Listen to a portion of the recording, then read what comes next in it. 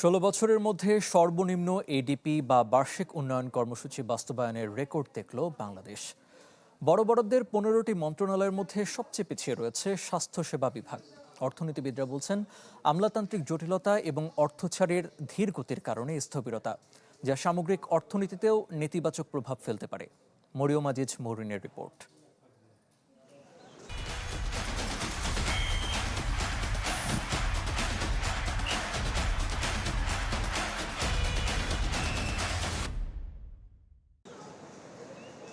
অর্থবছরের শেষের দিকে উন্নয়ন কর্মকাণ্ডের গতি থাকে তুঙ্গে।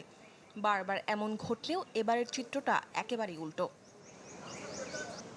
পরিকল্পনা মন্ত্রণালয়ের IMEDর তথ্য বলছে, ২০২১-২২ অর্থবছরে জুলাই থেকে মে সময়ে এডিপি বাস্তবায়ন ছিল ৬৪.৮৪%, যা পরের ২ অর্থবছরে ধারাবাহিকভাবে কমে। তবে সবচেয়ে বড় ধাক্কা লাগে ২০২৪-২৫ অর্থবছরে। বাস্তবায়নের হার কমে দাঁড়ায় ৪৯.০৮%। আর সবশেষ চলতি ২০২৫-২৬ অর্থ বছরের ১১ মাসে তা আরও কমে ঠেকেছে মাত্র ৪৮.২৩%, যা গেল ৫ বছরের মধ্যে সর্বনিম্ন। বড় বরাদ্দের ১৫টি মন্ত্রণালয় ও বিভাগের মধ্যে সবচেয়ে পিছিয়ে স্বাস্থ্যসেবা বিভাগ। ১১ মাসে তাদের বাস্তবায়নের হার মাত্র ২২-২৫%। তবে আশার আলো দেখাচ্ছে বিজ্ঞান ও প্রযুক্তি এবং বিদ্যুৎ বিভাগ। রূপপুর পারমাণবিক বিদ্যুৎ কেন্দ্রের কল্যাণে বিজ্ঞান ও প্রযুক্তি মন্ত্রণালয়ের অগ্রগতি সর্বোচ্চ ৮৩%-এর ওপরে।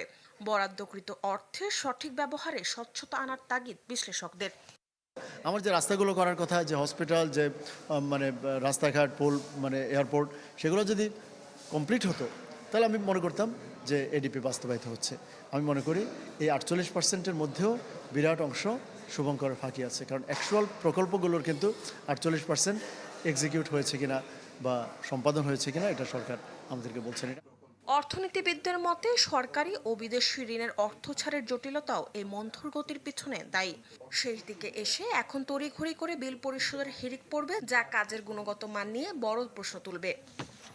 এগুলো বছরের পর বছর চলছে, এগুলোর সমস্যাগুলিও শনাক্ত করা হয়েছে।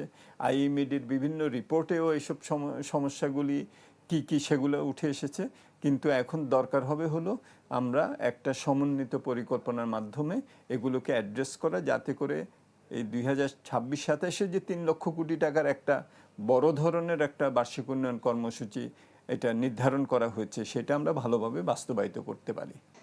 উন্নয়ন কর্মকাণ্ডের এমন স্থবিরতা দেশের অর্থনৈতিক প্রবৃদ্ধিতে নেতিবাচক প্রভাব ফেলতে পারে বলে আশঙ্কার কথাও বলেছেন সংশ্লিষ্টরা। মরিয়ম আজিজ মৌরিন, চ্যানেল 24, ঢাকা।